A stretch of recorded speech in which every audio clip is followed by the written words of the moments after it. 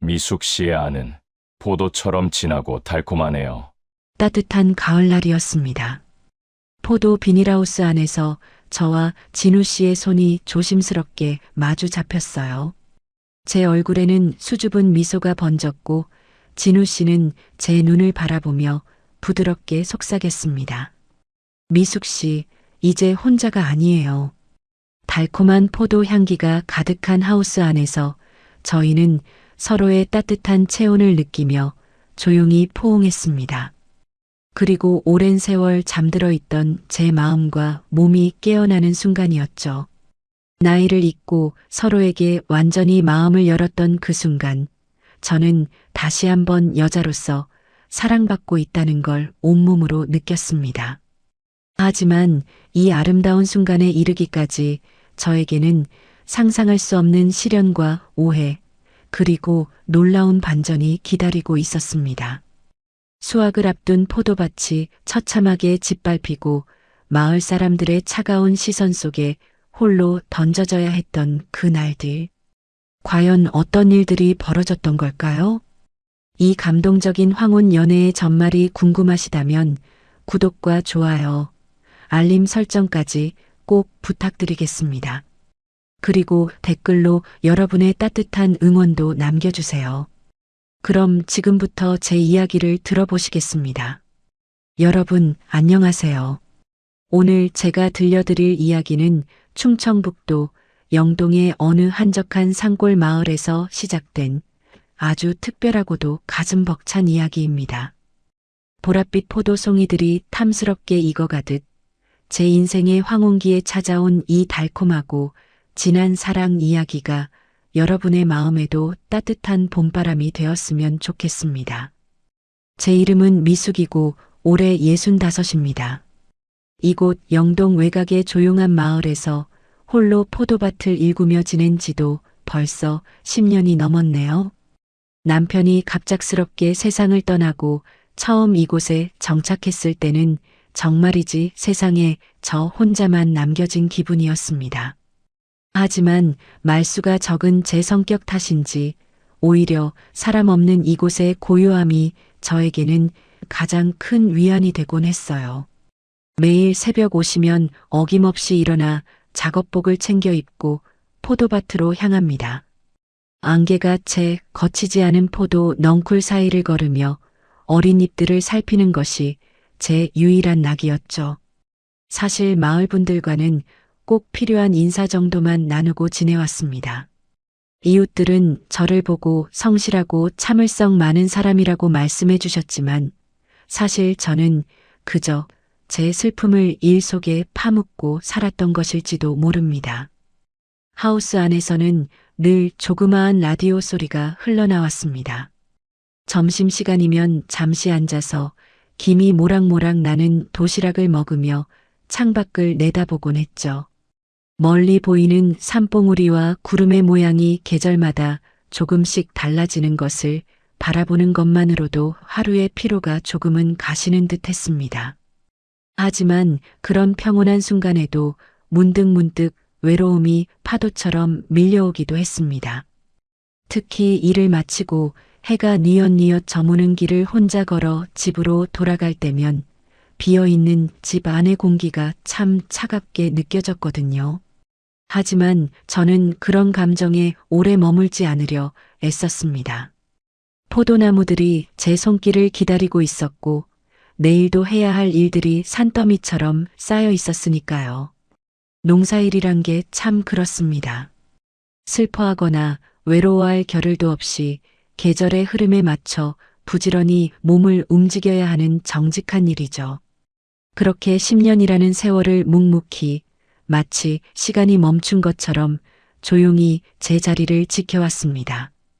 그런데 이렇게 평범하다 못해 적막하기까지 했던 제 일상에 작은 변화가 생기기 시작한 건 올해 초봄이었습니다.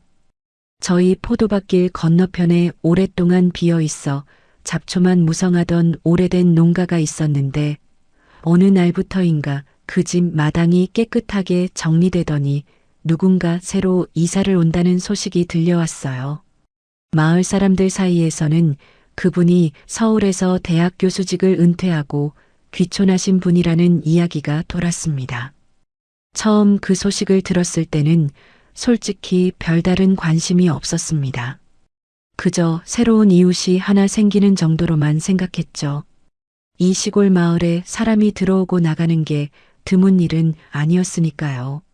하지만 며칠 뒤 아침 일찍 하우스에 나갔을 때 건너편 집 마당에서 무언가 바쁘게 움직이는 모습이 제 눈에 들어왔습니다. 그분이 바로 진우 씨였습니다. 키가 훤칠하고 머리가 희끗희끗한 60대 후반쯤 되어 보이는 신사적인 분위기의 남성분이었죠. 낡은 작업복을 입고 마당을 정리하고 계셨는데 어딘지 모르게 그 움직임이 참 서툴러 보였습니다. 삽질 한 번을 해도 힘이 잔뜩 들어가 있고 돌 하나를 옮길 때도 쩔쩔매는 모습이 영락없는 도시 사람이더라고요. 멀리서 그 모습을 지켜보는데 저도 모르게 입가에 옅은 미소가 번졌습니다. 저러다 허리라도 삐끗하면 어쩌나 하는 걱정 섞인 마음으로 한참을 바라보고 있었죠.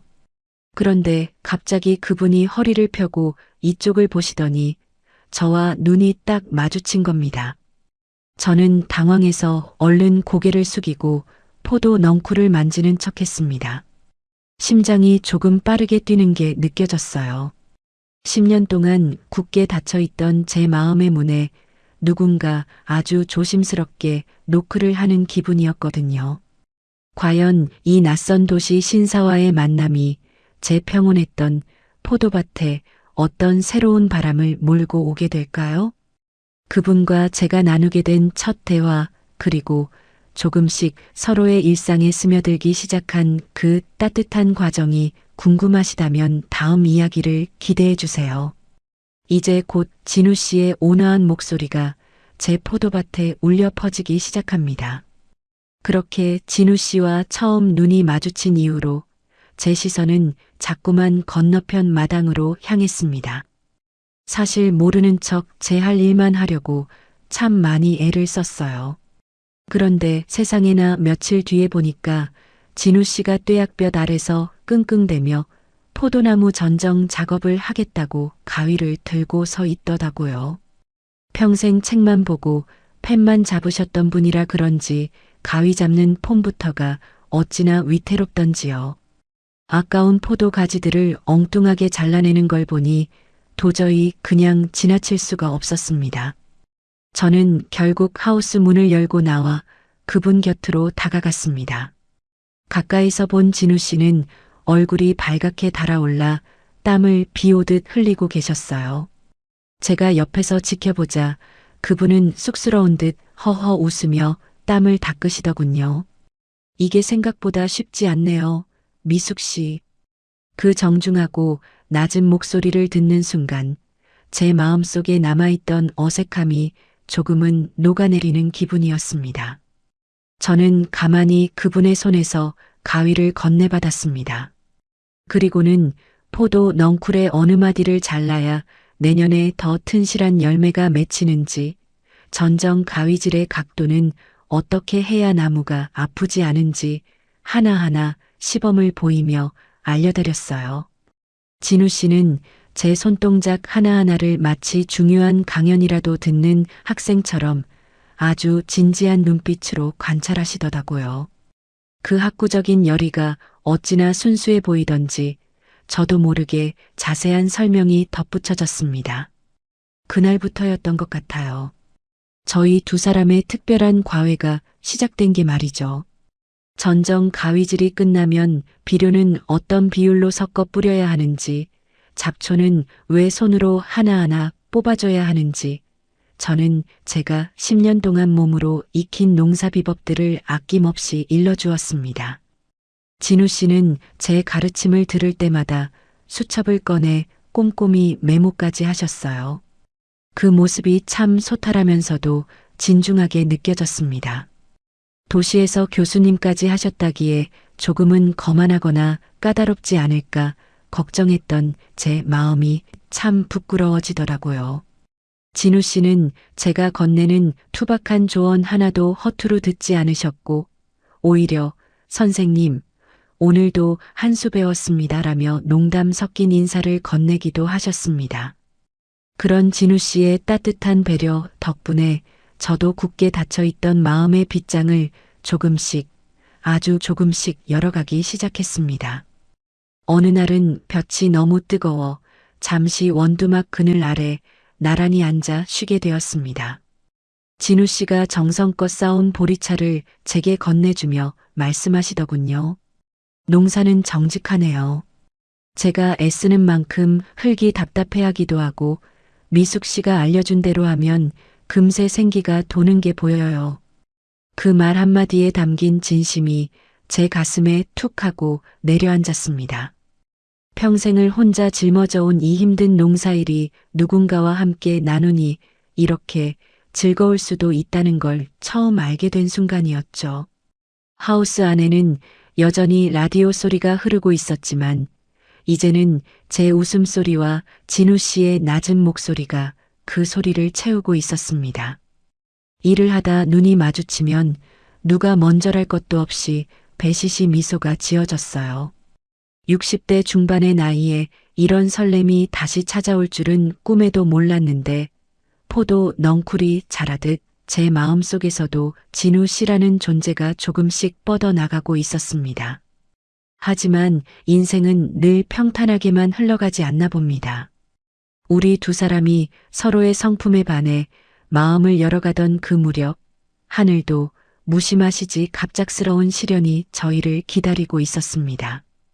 유난히도 무더웠던 그의 여름 하우스 안의 공기가 숨막히게 뜨거워지던 그날 오후였어요.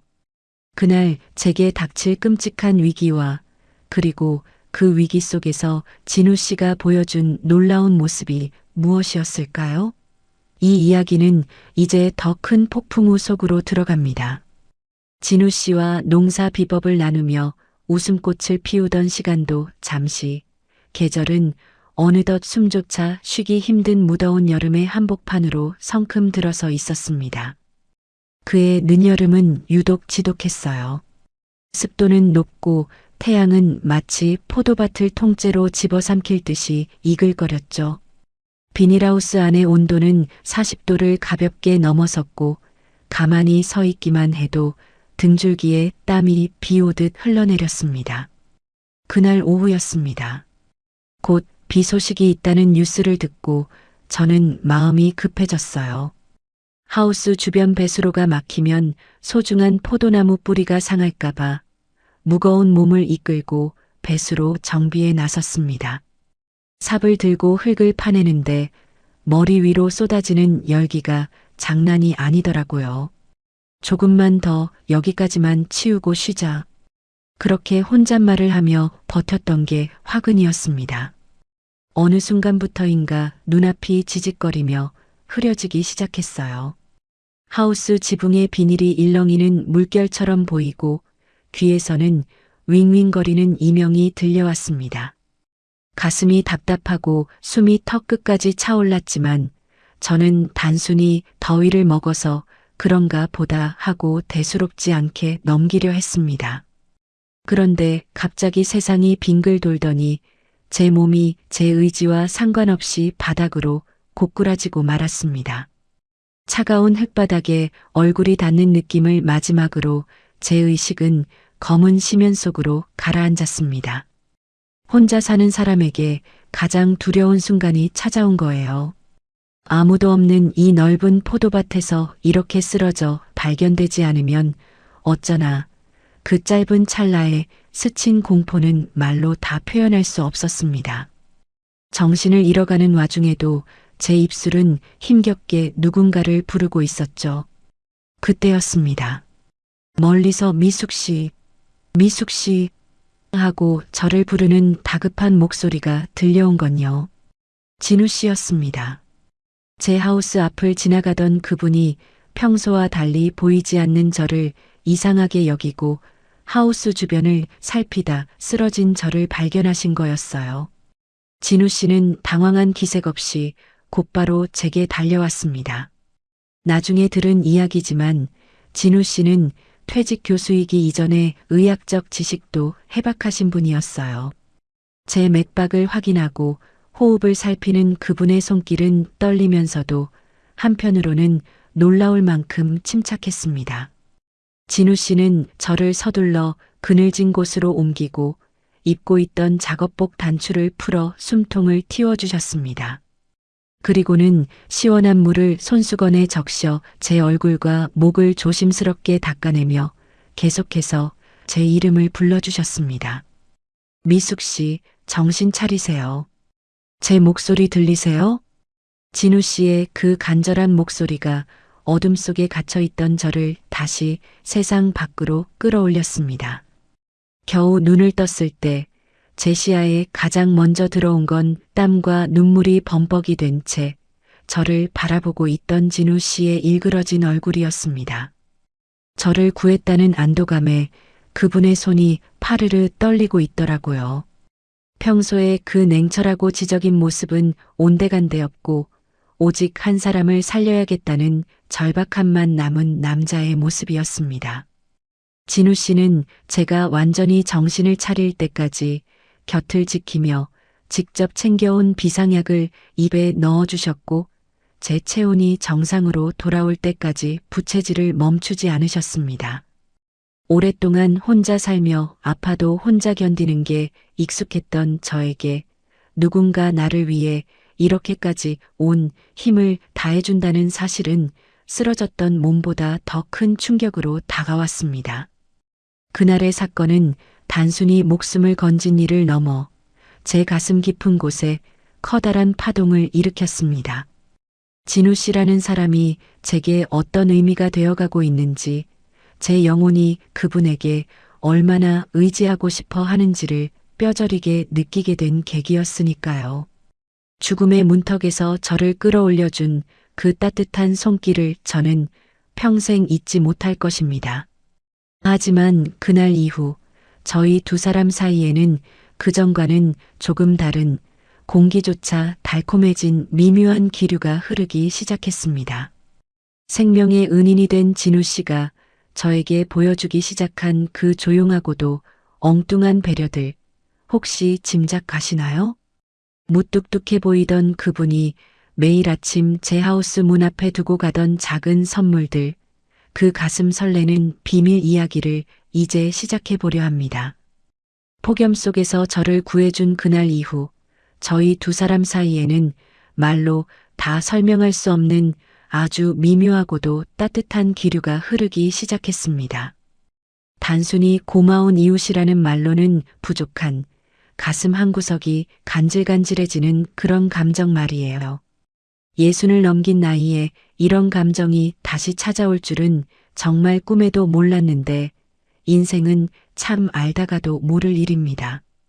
그 위급했던 순간을 함께 겪고 나니 진우 씨를 대하는 제 마음이 이전과는 확연히 달라졌습니다. 하우스 일을 하다가도 저 멀리 진우 씨의 집 쪽을 한 번 더 바라보게 되고 그분의 낮은 목소리가 들리면 저도 모르게 옷매무새를 가다듬게 되더라고요. 그런데 이런 제 마음을 알아차린 건지 진우 씨의 조용하고도 수줍은 배려가 시작되었습니다. 사건이 있고 난 바로 다음 날 아침이었어요. 평소처럼 새벽 5시에 일어나 대문을 열고 평상 쪽을 무심코 바라봤는데 세상에나 그곳에 예쁜 보온병 하나와 작은 꽃다발이 놓여 있는 게 아니겠어요? 처음에는 누가 잘못 두고 간 건가 싶어 눈을 비비고 다시 봤습니다. 보온병 뚜껑을 열어보니 고소하고 진한 원두 커피 향이 코끝을 확 찌르더라고요. 커피 옆에는 정갈한 글씨로 적힌 작은 쪽지가 하나 붙어 있었습니다. 미숙 씨, 기운 좀 차리셨나요?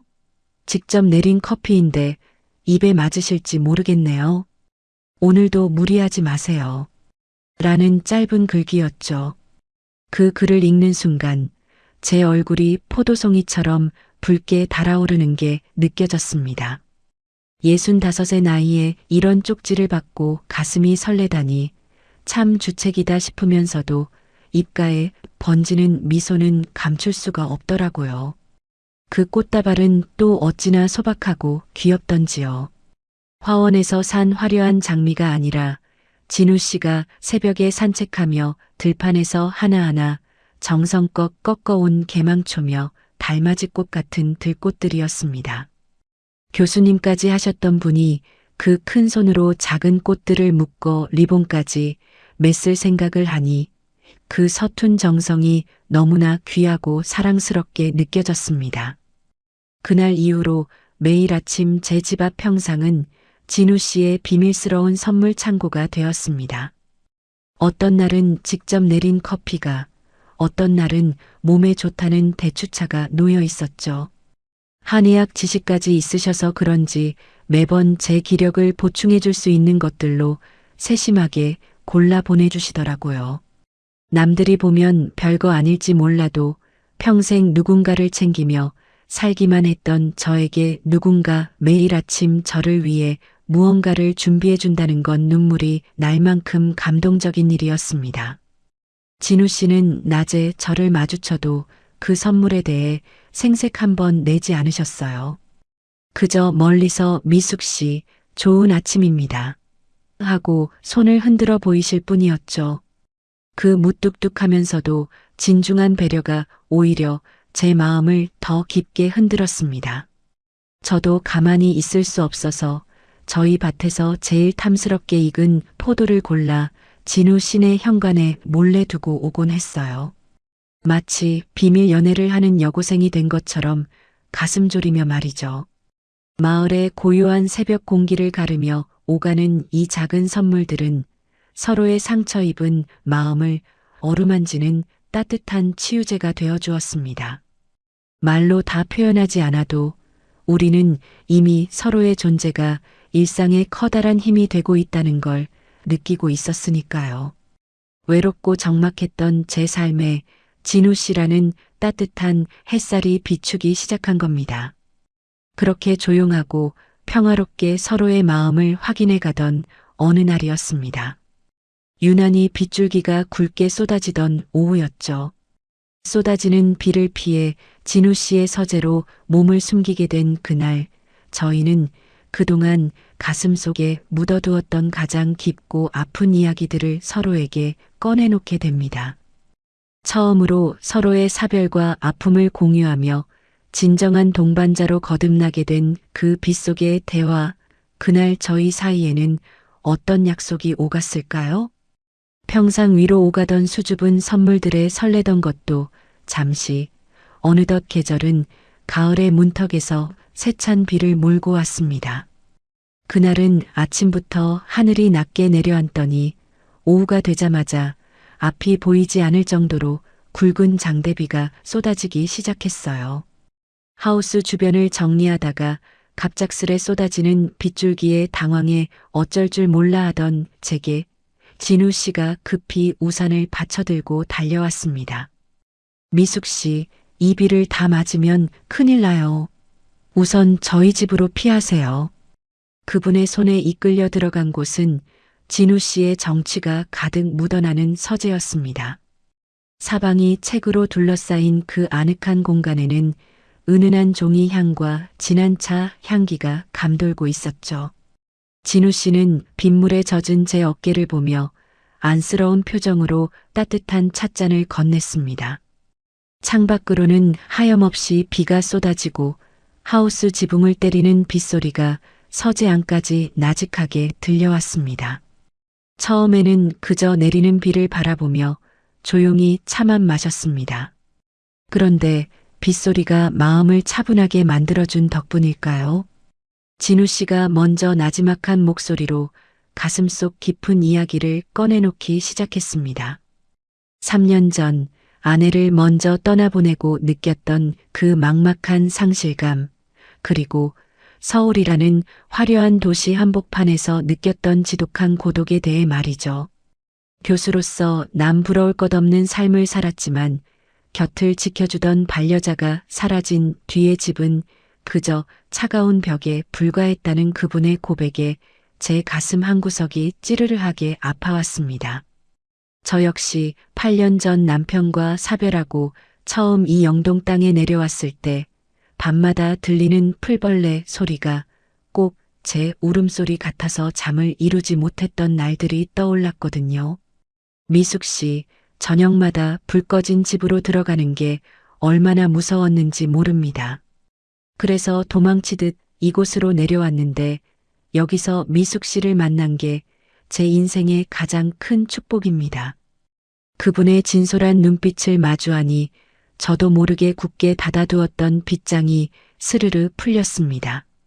남편을 보내고 혼자 포도밭을 일구며 나만 아픈 게 아니구나, 나만 외로운 게 아니었구나 하는 생각에 목이 메어왔습니다. 우리는 그렇게 서로의 상처를 꺼내어 햇볕에 말리듯 지나온 세월의 아픔을 담담히 나누었습니다. 누군가에게 제 아픔을 온전히 이해받는다는 것이 이토록 큰 위로가 될 줄은 몰랐습니다. 진우 씨의 따뜻한 손길이 제 손등 위로 조심스레 얹어졌을 때 저는 비로소 혼자 견뎌온 10년의 세월이 보상받는 기분이 들었습니다. 우리는 더 이상 단순한 이웃이 아니라 서로의 빈자리를 채워주고 굽은 등을 토닥여줄 수 있는 진정한 정신적 동반자가 된 것이죠. 빗소리가 잦아들 무렵 서재 안에는 형언할 수 없는 평온함이 가득 찼습니다. 이제는 혼자가 아니라 둘이서 이 남은 생을 예쁘게 그려갈 수 있겠다는 희망이 보랏빛 포도처럼 탐스럽게 연그는 것 같았어요. 진우 씨의 온화한 미소를 보며 저도 모르게 수줍은 웃음을 지어 보였습니다. 하지만 우리에게 찾아온 이 평화가 너무나 아름다웠기 때문일까요? 시골 마을의 고요함 뒤에는 우리가 미처 예상하지 못한 따가운 시선들이 도사리고 있었습니다. 이 다정한 동행을 시기 어린 눈으로 지켜보던 누군가의 목소리가 마을 담장을 넘기 시작했거든요. 행복한 우리 두 사람을 시기하며 근거 없는 험담을 퍼뜨리기 시작한 사람들, 그리고 그 중심에 있던 부녀회장 춘자 씨의 차가운 눈빛. 과연 우리 사랑은 이 거센 비바람보다 더 무서운 사람들의 입방아를 견뎌낼 수 있을까요? 그렇게 진우 씨의 서재에서 서로의 아픈 속마음을 나누고 난 뒤 저희 사이는 눈에 띄게 돈독해졌습니다. 이제는 길에서 마주치면 가벼운 목례 대신 따뜻한 안부를 묻고 때로는 하우스 일을 마치고 나란히 걷기도 했죠. 저에게는 10년 만에 찾아온 꿈결 같은 시간이었고 제 인생의 황혼기에 이런 평온함이 찾아온 것이 그저 감사할 따름이었습니다. 하지만 시골 마을의 담벼락은 생각보다 낮았고 사람들의 입술은 포도, 넝쿨보다 더 빠르게 번져나갔습니다. 어느 날부터인가 마을 슈퍼를 가거나 회관 앞을 지날 때면 저를 바라보는 시선들이 예전 같지 않다는 걸 느꼈어요.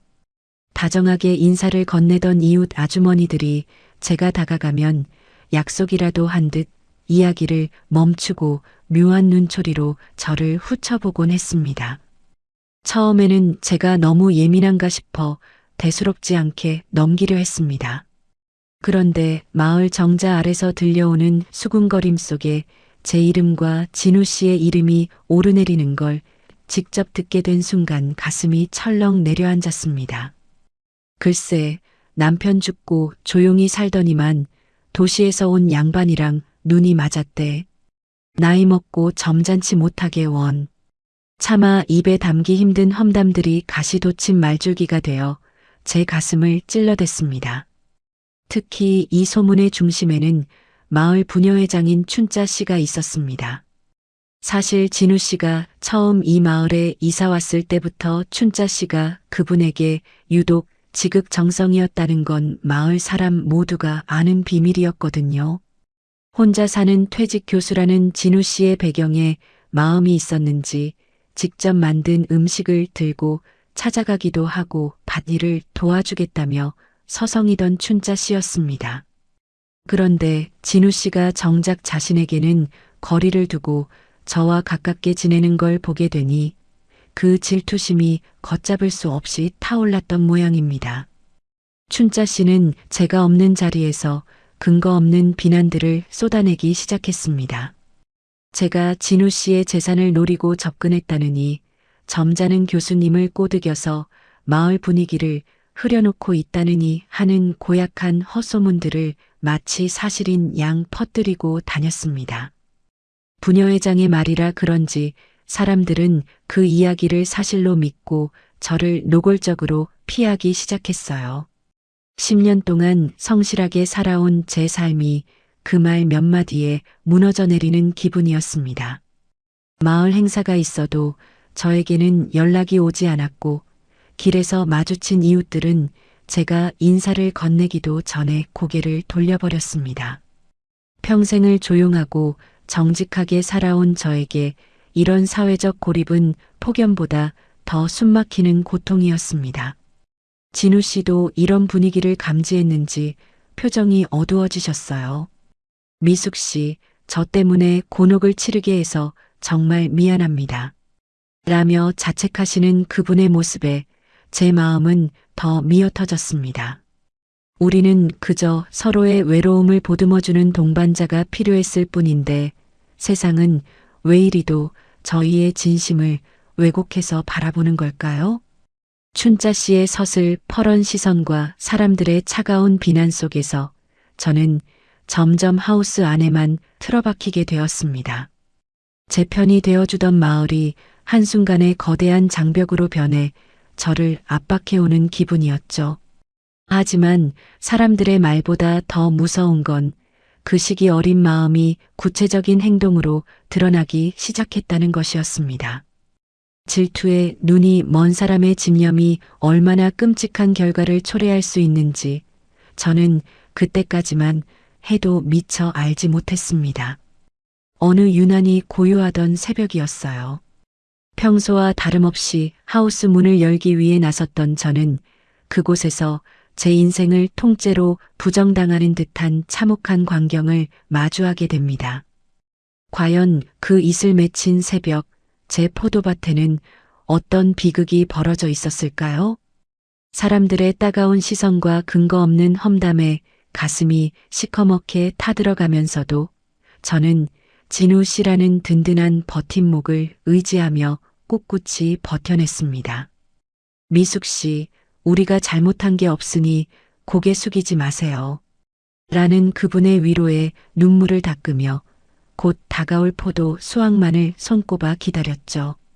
올해 포도는 유난히 알이 굵고 빛깔이 고와서 마을 사람들의 멸시조차 이 달콤한 포도 향기에 씻겨 내려갈 것만 같았거든요. 그날 아침도 평소처럼 새벽 안개를 헤치며 하우스로 향했습니다. 밤새 찬 이슬을 머금고 더 탱글해졌을 포도 송이들을 생각하니 발걸음이 평소보다 조금은 가벼웠어요. 이제 이틀 뒤면 첫 수확을 해서 진우 씨와 함께 맛보기로 약속했었기에 마음속으로는 벌써 작은 잔치를 열고 있었죠. 그런데 하우스 입구에 다다랐을 때 무언가 심상치 않은 기운이 제 발길을 붙잡았습니다. 평소라면 굳게 닫혀 있어야 할 하우스 비닐이 날카로운 칼날에 베인 듯 길게 찢어져서 바람에 펄럭이고 있었어요. 가슴이 철렁 내려앉았지만 설마 아닐 거야 하며 떨리는 손으로 문을 열고 안으로 들어갔습니다. 하지만 그곳에서 제가 마주한 광경은 제 인생에서 가장 끔찍한 악몽보다 더 참혹했습니다. 세상에, 이게 대체 무슨 일인가요? 정성으로 키워 수확을 코앞에 둔 포도나무들이 누군가에 의해 무참하게 짓밟히고 찢겨나가 있었습니다. 탐스럽게 열렸던 포도 송이들은 바닥에 내팽개쳐져 으깨져 있었고 자식처럼 돌보던 나무 줄기들은 날카로운 가위질에 툭툭 끊겨 어부러져 있었어요. 하우스 안은 보랏빛 포도즙이 피눈물처럼 바닥을 적시고 있었습니다. 저는 그 자리에 주저앉아 비명조차 지르지 못한 채 멍하니 그 광경을 바라보았습니다. 10년 전 남편을 보내고 혼자 이 밭을 일구며 흘린 땀방울이 그 고독했던 새벽마다 나무를 붙잡고 나누었던 제 이야기들이 한순간에 난도질 당해버린 거예요. 이건 단순히 농작물을 망가뜨린 게 아니라 제 삶 자체를 짓밟아버린 잔인한 만행이었습니다. 아이고, 내 새끼들. 누가 이런 짓을.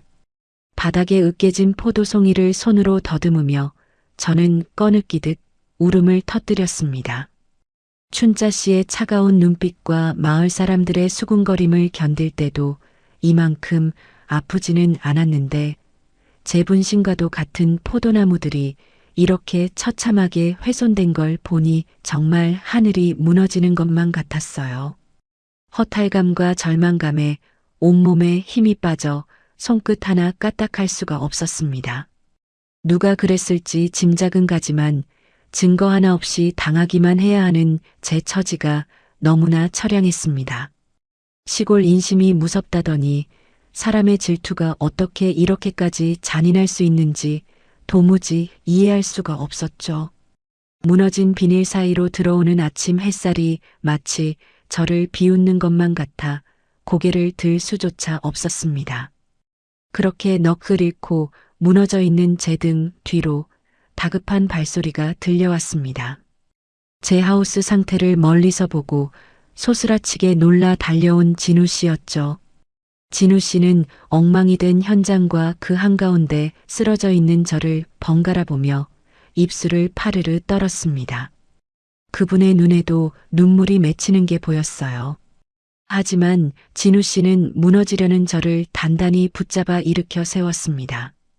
평소에 온화하던 눈빛은 간대없고 범인을 향한 차갑고 단호한 분노가 서려 있었죠. 미숙 씨, 정신 차리세요. 제가 절대로 이대로 넘어가지 않겠습니다. 진우 씨의 그 짧고도 강렬한 한마디가 절망의 끝에 있던 제 마음을 다시 흔들었습니다. 평생 책만 보던 선비 같은 이 남자가 사랑하는 여자의 눈물을 닦아주기 위해 그동안 감춰왔던 날카로운 칼날을 꺼내들기 시작한 겁니다. 과연 진우 씨는 이 참혹한 범죄 현장에서 어떤 단서를 찾아냈을까요?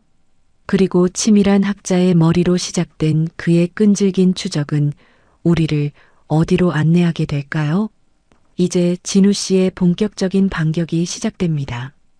처참하게 짓밟힌 포도밭 한가운데서 제가 넋을 잃고 울고 있을 때 제 어깨를 단단하게 감싸준 건 진우 씨의 커다란 손이었습니다.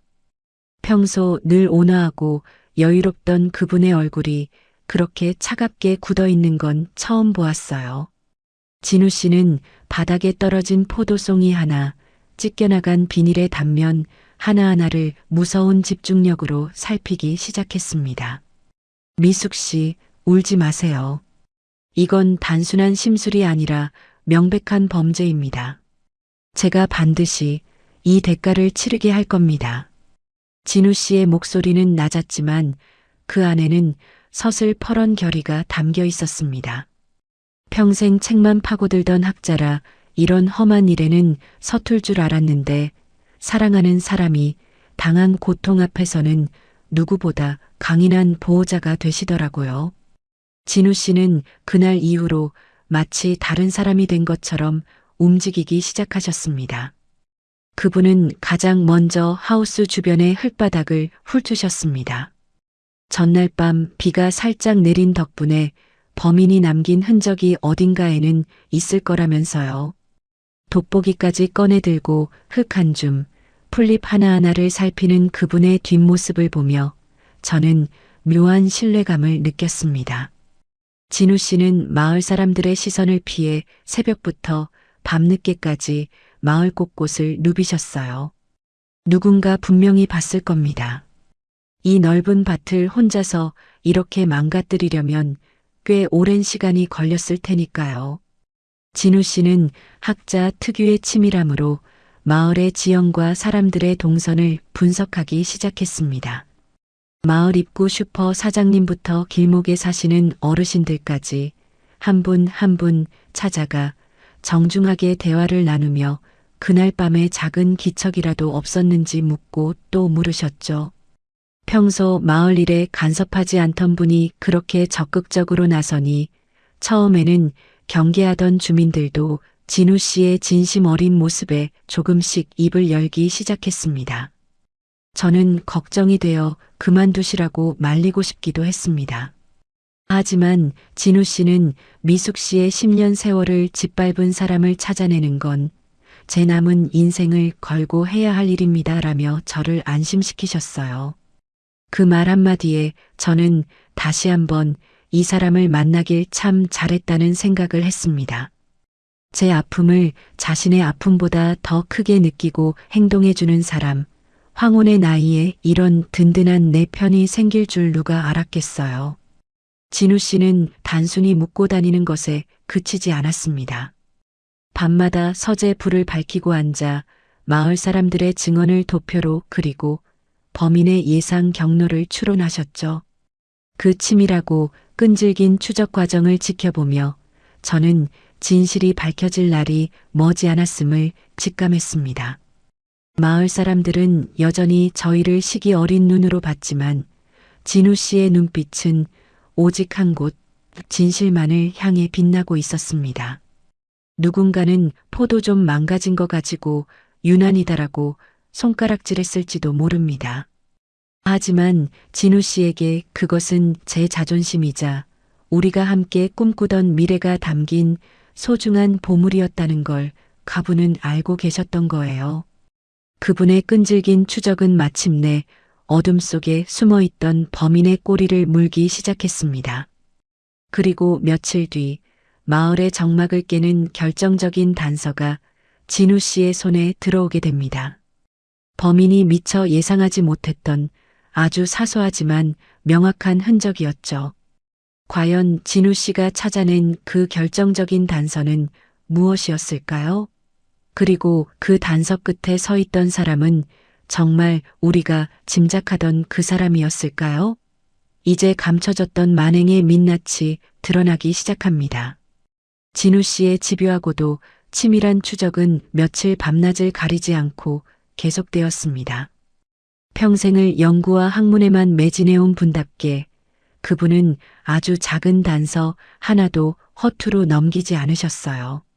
제가 절망에 빠져 포도밭 근처에도 가지 못하고 있을 때 진우 씨는 돋보기를 들고 진흙바닥을 샅샅이 뒤지며 범인이 남긴 결정적인 허점을 찾아내고야 말았습니다. 우선 진우 씨는 마을 어르신들을 한 분 한 분 찾아뵈며 그날 새벽의 기억을 되살려내셨습니다. 그날 새벽에 혹시 평소와 다른 소리를 듣지 못하셨나요? 진우 씨의 정중하면서도 간절한 물음에 마을 어귀에 사시는 귀 밝은 어르신 한 분이 소중한 증언을 해주셨어요. 그날 새벽 누군가 급하게 뛰어가는 소리와 함께 낯익은 목소리의 욕설을 들었다는 것이었죠. 하지만 진우 씨는 거기서 멈추지 않았습니다. 물증이 필요하다며 훼손된 하우스 주변의 흙바닥을 다시 조사하던 중 찢겨나간 비닐 옆 진흙 속에 깊게 패인 신발 자국을 발견하셨어요. 그것은 마을의 웬만한 남정네들 것보다 훨씬 작고 섬세한 명백한 여성의 구두 자국이었습니다.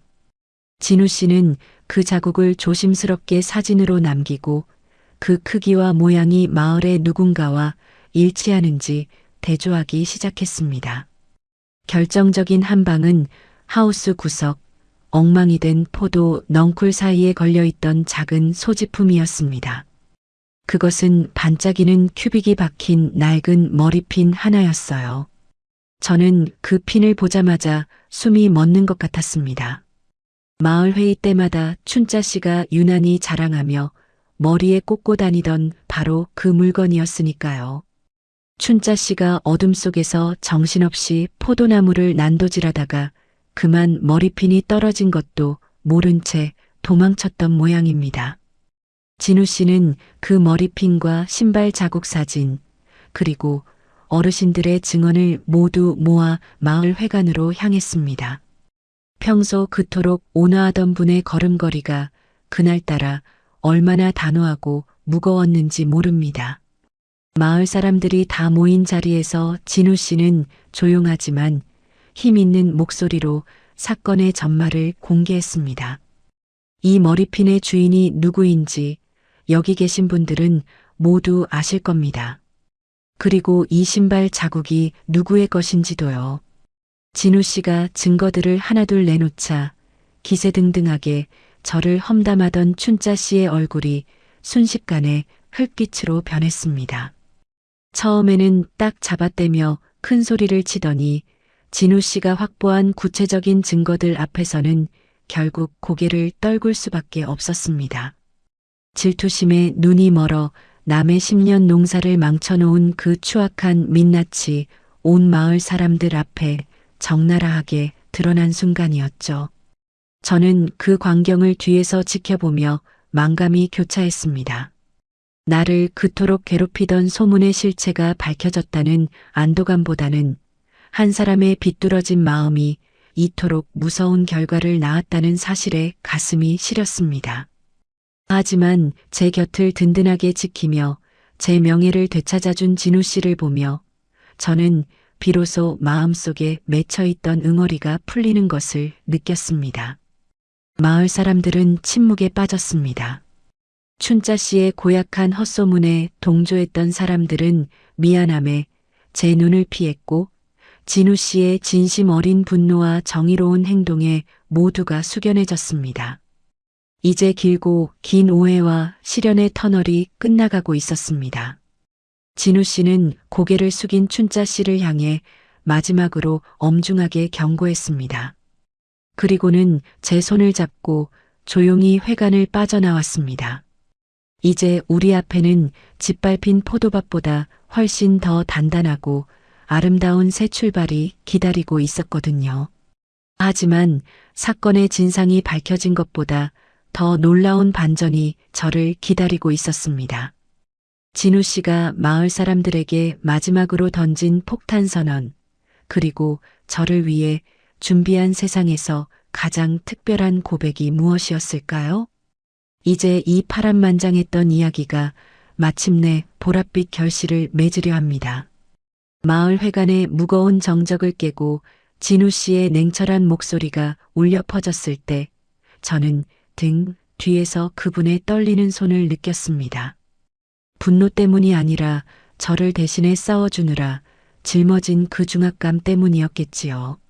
진우 씨가 수집한 증거들이 하나둘 상 위로 올려질 때마다 그동안 저를 향해 나를 세우던 사람들의 눈빛이 당혹감과 미안함으로 일렁이기 시작했습니다. 춘자 씨는 처음엔 악을 쓰며 부정했습니다. 이게 다 조작된 거다. 나를 시기해서 꾸며낸 일이다라며 오히려 저를 쏘아붙였죠. 하지만 진우 씨가 결정적인 머리핀과 그날의 행적이 담긴 구체적인 증거들을 차례로 제시하자 기세등등하던 춘자 씨의 목소리가 점점 잦아들었습니다. 마침내 춘자 씨는 주저앉아 얼굴을 감싸 쥐고는 엉엉 소리 내어 울음을 터뜨리고 말았습니다. 내가 미쳤었나 봐요. 진우 씨가 미숙 씨만 챙기는 게 너무 배가 아파서 그러면 안 되는 건 줄 알면서도 그만. 춘자 씨의 입에서 나온 자백은 참으로 허망했습니다. 그저 한 사람의 질투심 때문에 제 10년의 세월이 담긴 포도밭이 난도질 당했다는 사실에 허탈함이 밀려왔습니다. 하지만 그보다 더 가슴 벅찬 건 그 다음의 일이었습니다. 춘자 씨의 고백이 끝나자마자 그동안 저를 피하고 수군거리던 마을 주민들이 한 분씩 제 곁으로 다가오기 시작했거든요. 항상 제 눈을 피하던 슈퍼 아주머니가 제 손을 꼭 잡으며 말씀하셨습니다. 미숙 씨, 미안해. 우리가 사람을 잘못 봐도 한참 잘못 봤어. 그렇게 성실한 사람을 두고 몹쓸 소문에 휘둘려서. 그 옆에 있던 김씨 아저씨도 고개를 숙이며 내가 면목이 없네. 춘자 말만 믿고 자네를 색안경 끼고 봤으니 정말 고생 많았네라며 진심 어린 사과를 건넸습니다.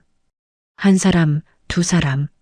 저마다 미안함과 위로의 말을 건넬 때마다 제 가슴 속에 켜켜이 쌓여있던 억울함과 슬픔의 응어리들이 봄눈 녹듯 녹아내렸습니다. 10년 동안 이 마을에서 외롭게 섬처럼 떠 있었는데 이제야 비로소 제가 이 마을의 진정한 일원으로 받아들여진 기분이었습니다. 억울한 누명에서 벗어난 것도 기뻤지만 무엇보다 제 진심을 알아주는 이웃들이 다시 생겼다는 것이 꿈만 같았습니다. 회가 나는 이제 비난이 아닌 따뜻한 온기로 가득 찼습니다.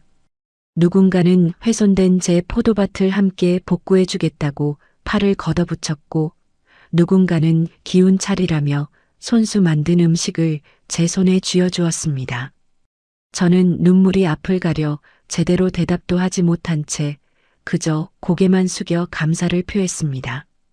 그 소란스러운 가운데서도 진우 씨는 묵묵히 제 뒤를 지키고 서 계셨습니다. 사람들의 사과 세례 속에서 제가 당황하지 않도록 따뜻한 눈빛으로 응원을 보내주고 계셨죠. 그분의 얼굴에도 그제야 옅은 미소가 번졌습니다.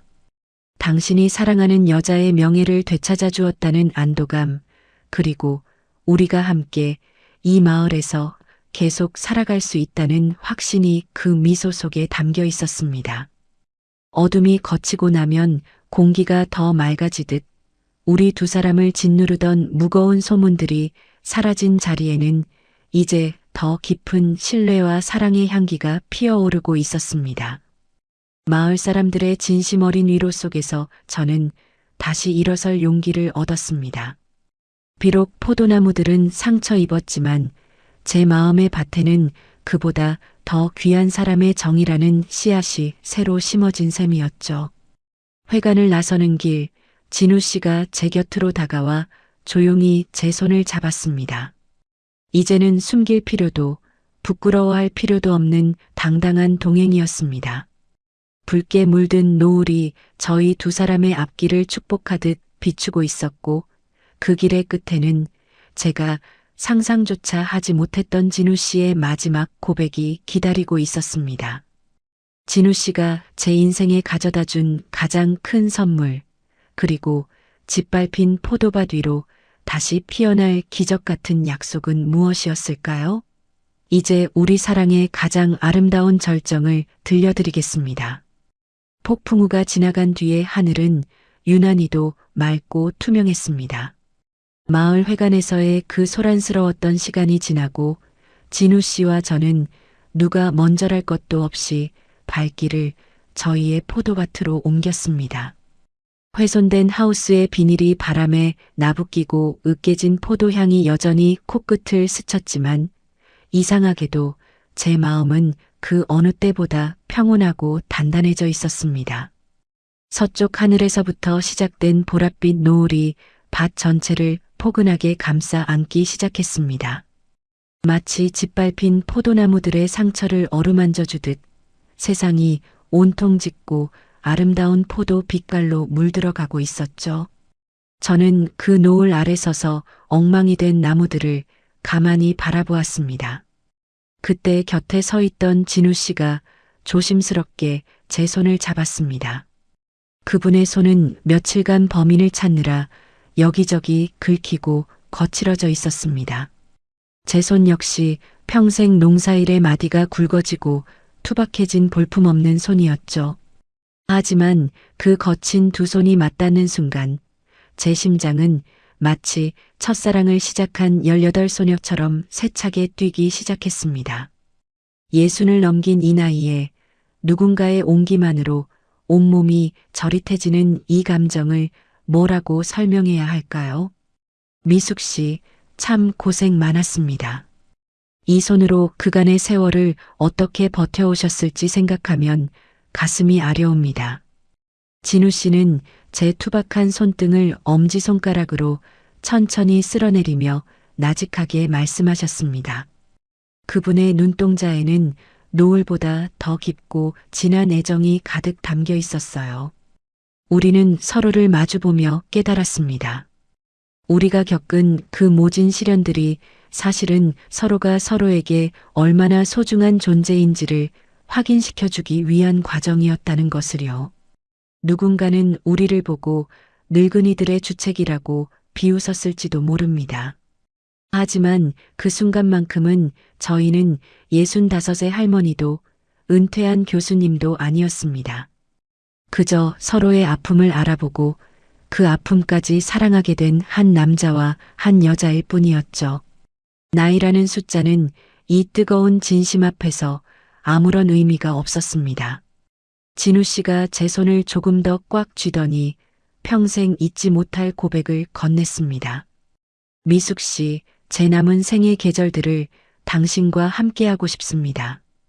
비바람이 불면 제가 당신의 우산이 되고 떼약볕이 내리쬐면 제가 당신의 그늘이 되어드리겠습니다. 저와 함께 이 포도밭을 다시 보랏빛으로 물들여 주시겠습니까?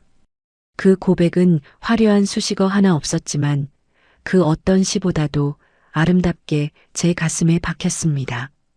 저는 대답 대신 그분의 어깨에 가만히 머리를 기댔습니다. 10년 넘게 홀로 짊어지고 왔던 고독의 무게가 그분의 어깨 너머로 스르르 녹아내리는 기분이었어요. 보랏빛 노을 아래서 나누는 이 평생의 약속은 저희 인생에 다시 찾아온 가장 눈부신 황혼의 축복이었습니다. 우리는 그렇게 한참을 말없이 서서 지는 해를 바라보았습니다. 맞잡은 두 손에서 전해지는 온기는 그 어떤 보석보다 귀했고 서로의 숨소리는 세상에서 가장 아름다운 음악이 되어 포도밭에 울려 퍼졌습니다. 이제 우리 앞에는 훼손된 밭을 다시 일구는 힘겨운 과정이 남아 있었지만 더 이상 두렵지 않았습니다. 혼자가 아니라 우리가 되었으니까요. 하지만 우리의 이 아름다운 약속은 단순히 둘만의 행복으로 끝나지 않았습니다. 시련을 이겨낸 사랑이 가져온 기적은 이제 온 마을을 변화시키기 시작했거든요. 다음 날 아침 저희 포도밭 입구에 모여든 마을 사람들의 손에 들려있던 예상치 못한 물건들, 그리고 짓밟힌 흙 위로 다시 피어난 놀라운 광경이 무엇이었는지 궁금하지 않으신가요? 노을이 지고 어둠이 짙게 깔린 그날 밤, 저희의 포도밭은 평소와는 전혀 다른 풍경으로 다가왔습니다. 하우스 천장에 찢어진 틈 사이로 쏟아져 내리는 별빛이 마치 저희의 앞날을 축복하는 보석 가루처럼 느껴졌거든요. 낮 동안의 소란함과 아픔은 온데간데였고 오직 밤바람에 흔들리는 나뭇잎 소리와 저희 두 사람의 고요한 숨소리만이 그 자리를 채우고 있었습니다. 진우 씨와 저는 파손된 평상 위에 나란히 앉아 밤하늘을 올려다보았습니다. 진우 씨가 제 차가워진 손을 자신의 외투 주머니 속에 꼭 넣으며 말씀하시더군요. 미숙 씨, 예전에 저는 인생의 황혼이라는 게 그저 저물어가는 해를 바라보며 조용히 사라지는 과정인 줄로만 알았습니다. 그런데 당신을 만나고 나서야 알게 되었어요. 저무는 해가 만드는 노을이 때로는 아침 햇살보다 더 뜨겁고 아름다울 수 있다는 거요. 그분의 말씀 하나하나가 제 가슴에 깊은 울림으로 다가왔습니다. 저 역시 마찬가지였거든요. 남편을 보내고 이곳 영동에 내려왔을 때 제 인생의 봄은 이미 다 지나가 버린 줄로만 알았습니다. 다시는 가슴 설렐 일도 누군가를 위해 정성껏 차를 내릴 일도 없을 거라 믿으며 제 마음을 꽁꽁 얼려두었죠. 하지만 진우 씨라는 따뜻한 봄바람이 불어오자 그 딱딱했던 마음의 땅을 뚫고 다시금 연약하지만 강인한 사랑의 싹이 돋아난 겁니다. 저희는 그 별빛 아래서 남은 생의 길을 끝까지 함께 걸어가기로 굳게 약속했습니다. 화려한 결혼식이나 거창한 서약은 아니었지만 서로의 주름진 손마디를 만지며 나누는 그 다짐은 그 어떤 약속보다 무겁고 진실했습니다. 이제는 밥상머리 앞에 혼자 앉아 정막을 씹지 않아도 되고 비 오는 날 창밖을 보며 깊은 한숨을 내쉬지 않아도 된다는 사실만으로도 가슴이 벅차올랐습니다. 진우 씨는 제 인생에 비어있던 조각들을 채워주는 마지막 퍼즐 같은 분이었습니다. 제가 농사일로 거칠어진 손을 부끄러워할 때면 그분은 그 손이 세상에서 가장 숭고한 예술가의 손이라며 치켜 세워주셨고, 제가 배움이 짧아 말수가 적어질 때면 제 침묵 속에 담긴 깊은 지혜를 읽어주셨습니다. 저 또한 진우 씨의 서재에 쌓인 지식보다 그분의 외로운 어깨 뒤에 숨겨진 인간적인 온기를 사랑하게 되었죠. 우리는 반려자라는 말이 주는 그 묵직한 무게를 온몸으로 느끼고 있었습니다. 단순히 같이 사는 사람이 아니라 서로의 영혼이 쉴 수 있는 마지막 안식처가 되어주는 것. 인생의 황혼기에도 이토록 눈부신 새로운 봄이 찾아올 수 있다는 사실은 제 생애 가장 놀라운 기적이었습니다. 사랑의 늦은 나이란 없다는 그 흔한 말이 제 삶의 실체가 되어 나타난 순간이었으니까요. 그 밤 포도밭을 가로질러 불어오는 바람은 더 이상 차갑지 않았습니다. 오히려 저희 두 사람의 열기를 머금어 포근하게만 느껴졌죠. 진우 씨의 어깨에 기대어 바라본 별들은 내일을 향한 희망처럼 반짝이고 있었습니다. 우리는 이제 더 이상 과거의 사별이나 외로움에 머물지 않고 다가올 내일의 수확을 함께 꿈꾸는 행복한 농부가 되기로 했습니다. 그렇게 한참 동안 밤하늘의 축복을 만끽하고 있을 때였습니다. 정막을 깨고 들려오는 멀리서의 찻소리와 사람들의 웅성거림이 다시금 저희의 귀를 자극했습니다. 춘자 씨의 사건 이후 미안함과 고마움이 교차하던 마을 사람들이 이 깊은 밤에 등불을 들고 저희 포도밭으로 하나둘 모여들기 시작한 거예요. 마을 사람들이 이 늦은 밤에 왜 저희를 찾아온 것일까요? 그리고 그들의 손에 들린 그 수많은 묘목과 도구들은 무엇을 의미하는 것이었을까요?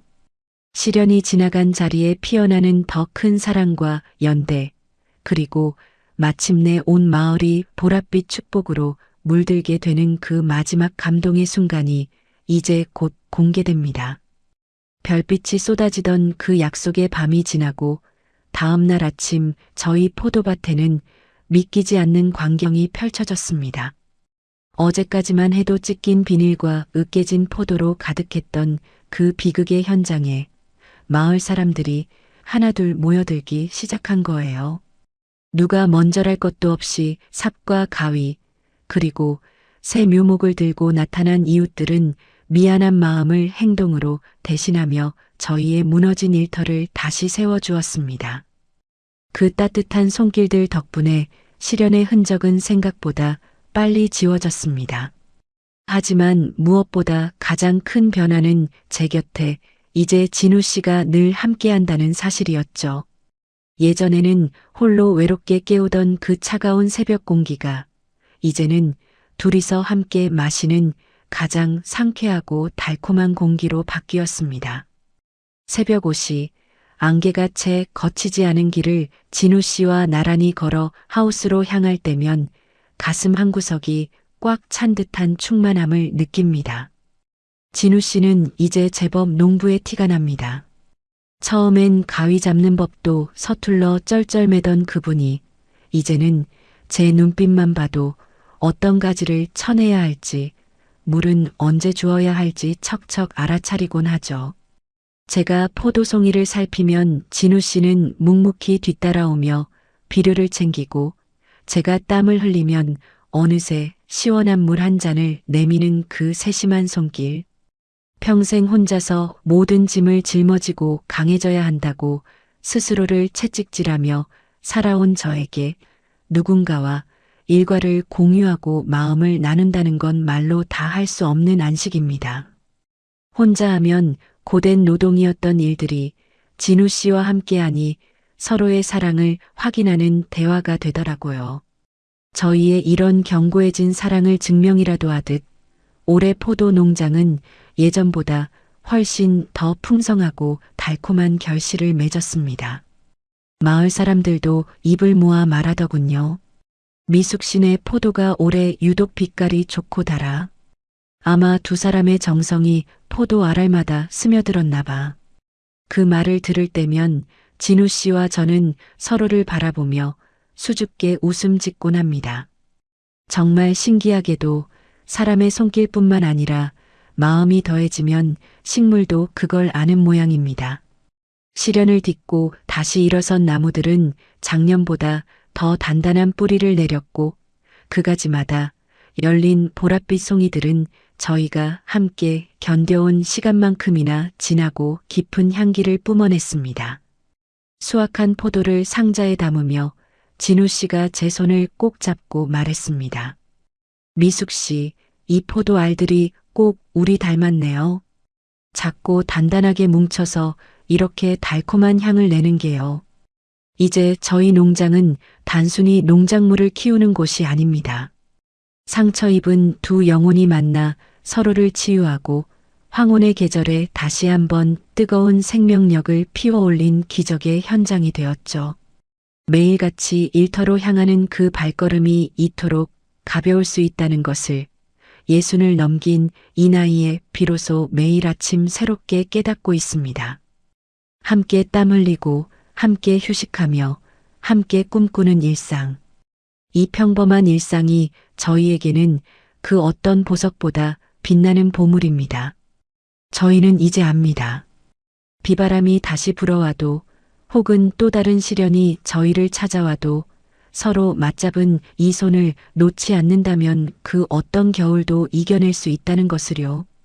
그런데 이렇게 평화롭고 달콤한 수확의 기쁨을 누리던 저희에게 또 다른 가슴 벅찬 소식이 들려왔습니다. 단순히 우리 둘만의 행복으로 남는 줄 알았던 이 포도밭의 이야기가 담장을 넘어 더 넓은 세상으로 퍼져나가기 시작한 거예요. 저희의 보랏빛 사랑이 마을 전체에 불러온 또 다른 기적 같은 변화, 그리고 그 변화의 중심에서 저희가 맞이하게 된 뜻밖의 영광은 무엇이었을까요?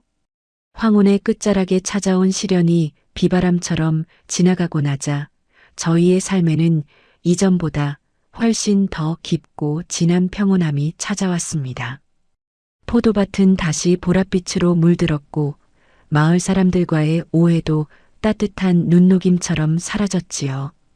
그렇게 서로의 곁을 지키며 사계절을 보내던 어느 날 진우 씨가 제 손을 잡고 마을 정자 아래서 아주 조심스럽게 말을 꺼냈습니다. 이제는 이웃이라는 이름 뒤에 숨지 말고 남은 생을 온전히 하나의 이름으로 묶어보지 않겠느냐고요. 처음에는 그저 쑥스럽기만 했습니다. 이 나이에 무슨 식을 올리고 재혼을 하느냐며 고개를 저었지만 진우 씨의 눈빛은 그 어느 때보다 진지하고 확고했습니다. 미숙 씨, 우리가 남은 날들을 단순히 같이 보내는 게 아니라 세상 사람들 앞에 당당한 부부로서 서로를 책임지고 사랑하며 살아가고 싶습니다. 그 진심 어린 고백에 결국 제 마음도 움직였고 저희는 마을 사람들의 축복 속에서 정식으로 재혼을 결심하게 되었습니다. 결혼식은 화려한 예식장 대신 저희의 사랑이 싹트고 시련을 견뎌냈던 바로 그 포도밭에서 올리기로 했습니다. 식장 꾸미는 일부터 음식 준비까지 마을 분들이 자기 일처럼 발벗고 나서주셨어요. 부녀의 분들은 앞치마를 두르고 귀한 손님 맞을 음식을 정성껏 준비해 주셨고 청년의 분들은 하우스 앞마당에 예쁜 차양을 치고 꽃장식을 해주셨습니다. 한때 저희를 시기하고 오해했던 분들이 이제는 누구보다 환한 미소로 저희의 앞날을 축복해주고 계셨죠. 마침내 결혼식 날 아침 유난히 맑고 푸른 하늘 아래서 저는 평생 입어볼 일 없을 줄 알았던 하얀 예복을 차려입었습니다. 거울 속에 비친 제 모습이 조금은 낯설었지만 설레는 마음만큼은 18 신부 못지 않았습니다. 진우 씨도 정갈한 정장을 차려입고 제 앞에 섰는데 그 모습이 어찌나 든든하고 멋지던지 가슴이 뭉클해지더라고요. 마을 사람들의 박수갈채 속에서 저희는 나란히 평상 위로 걸어 들어갔습니다. 주례도 따로 없었습니다. 그저 서로가 서로에게 쓴 편지를 낭독하고 증인이 되어준 이웃들 앞에서 진심을 다해 살겠노라 약속했죠. 함께 늙어갈 수 있는 사람이 곁에 있다는 것이 얼마나 큰 기적인지 이제야 압니다.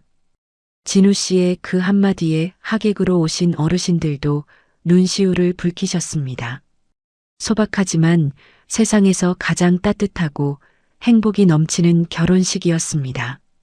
부부가 된 이후의 일상은 이전보다 훨씬 더 평범하면서도 충만해졌습니다. 이제는 눈을 뜨면 가장 먼저 서로의 안부를 물을 수 있고 아침 식탁에 마주 앉아 갓 구운 식빵과 커피 향을 나누며 오늘 하루는 어떤 일을 할지 도란도란 계획을 세웁니다. 오늘은 날이 좋으니 포도밭 건너편 산책길로 가볼까요? 혹은 비가 올 것 같으니 하우스 안에서 책이나 읽읍시다. 이런 소소한 대화들이 저희의 하루를 보석처럼 반짝이게 합니다. 진정한 동반자가 된다는 건 거창한 사건을 함께 겪는 것보다 이런 소소한 일상을 공유하는 데 있다는 걸 매 순간 느끼고 있습니다. 저녁이면 평상에 앉아 쏟아지는 별을 보며 서로의 고단했던 하루를 다독여주고 내일 아침에 함께 먹을 국거리를 고민하는 그런 삶 말이에요. 혼자였을 때는 그저 견뎌야 했던 시간들이 이제는 진우 씨와 함께하기에 기다려지는 소중한 선물이 되었습니다. 저희는 이제 더 이상 외로움을 두려워하지 않습니다. 서로의 빈자리를 완벽하게 채워주는 반려자가 되어 황혼의 길을 가장 아름다운 보폭으로 걷고 있으니까요. 매일 아침 맞이하는 새벽 공기는 여전히 싱그럽고 저희가 함께 가꾸는 포도 농장에서는 사랑의 향기가 끊이지 않습니다.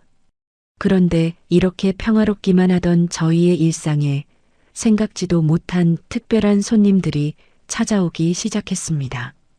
저희의 보랏빛 사랑 이야기가 전해지면서 인생의 황혼에서 길을 잃었던 많은 이들이 저희의 포도밭으로 발길을 옮기기 시작한 거예요. 저희 두 사람이 일궈낸 이 작은 기적이 또 다른 누군가에게 어떤 희망의 빛이 되었을까요? 그리고 저희가 꿈꾸는 이 포도밭의 마지막 꿈은 어디를 향해 가고 있을까요? 인생의 황혼기에 찾아온 이 기적 같은 변화를 겪으며 저는 문득 그런 생각을 합니다. 만약 그때 제가 춘자 씨의 험담에 주저앉아 포도밭을 떠났더라면 혹은 진우 씨가 제 투박한 손을 잡아주지 않았더라면 지금의 이 평온한 아침이 과연 있었을까요? 아마 저는 여전히 식어버린 국그릇을 마주하며 적막한 방 안에서 시들어가는 포도 넝쿨처럼 혼자 늙어갔을지도 모릅니다. 하지만 삶은 참으로 묘하고도 아름답습니다. 가장 어둡고 추운 겨울 끝에 반드시 봄이 오듯 제 인생에도 60을 넘긴 나이에 이토록 눈부신 새봄이 찾아왔으니까요. 진우 씨와 함께 맞이하는 새벽은 이제 두려움이 아닌 설렘입니다. 안개가 자욱한 포도밭 사이를 나란히 걸으며 서로의 숨소리를 확인하고 갓 따온 포도 송이의 보랏빛 생명력을 함께 나누는 이 평범한 순간들이야말로 제가 평생 찾아 헤맸던 진정한 행복이었다는 걸 이제야 깨닫습니다. 미숙 씨와 진우 씨, 저희 두 사람의 이야기는 여기서 끝이 아닙니다. 저희는 이제 압니다. 나이란 건 단지 주민등록상에 적힌 숫자에 불과하다는 것을요. 가슴속에 열정이라는 불꽃이 살아있고 누군가의 상처를 보듬어주고 싶은 따뜻한 마음만 있다면 인생의 그 어떤 순간에도 새로운 시작은 가능합니다. 70이 되어도 80이 되어도 우리는 여전히 사랑할 수 있고 또다시 꿈을 꿀 수 있습니다.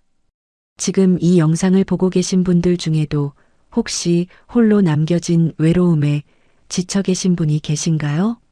혹은 내 인생에 이제 무슨 좋은 일이 있겠어라며 스스로 마음의 빗장을 걸어 잠근 분은 없으신지요? 그런 분들께 감히 말씀드리고 싶습니다. 절대로 포기하지 마세요. 진정한 사랑과 인연은 우리가 예상치 못한 곳에서 마치 새벽 이슬처럼 조용히 우리 곁을 찾아옵니다. 여러분의 마음속 포도밭에도 조만간 보랏빛 기적이 찾아올 거라 믿어 의심치 않습니다. 저희의 소박하지만 진한 사랑 이야기가 외로움에 지친 여러분의 마음속에 작은 희망의 씨앗이 되었기를 바랍니다. 인생의 황혼은 저물어가는 끝이 아니라 가장 깊고 풍부한 향기를 내뿜는 숙성의 시간이라는 걸 꼭 기억해 주셨으면 좋겠어요.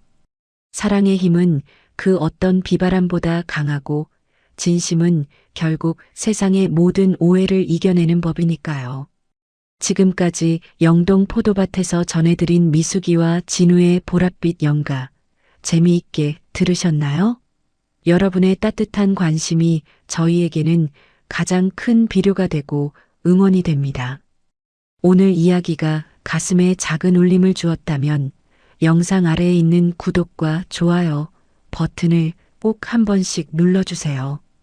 여러분의 소중한 클릭 한 번이 저희가 더 따뜻한 이야기를 들려드리는데 정말 큰 힘이 된답니다. 그리고 다음 이야기도 놓치지 않으시려면 종 모양의 알림 설정도 잊지 마시고요. 여러분의 생각은 어떠신가요? 혹은 여러분 곁에 있는 소중한 인연에 대한 이야기가 있다면 댓글로 마음껏 나눠주세요. 하나하나 소중히 읽으며 여러분의 삶에도 예쁜 보랏빛 사랑이 깃들기를 진심으로 기도하겠습니다. 긴 시간 저희와 함께 해주셔서 정말 고맙습니다. 다음 이 시간에도 더 가슴 벅차고 따뜻한 이야기로 찾아뵙겠습니다. 여러분, 오늘도 사랑이 가득한 포근한 하루 보내세요. 안녕히 계세요.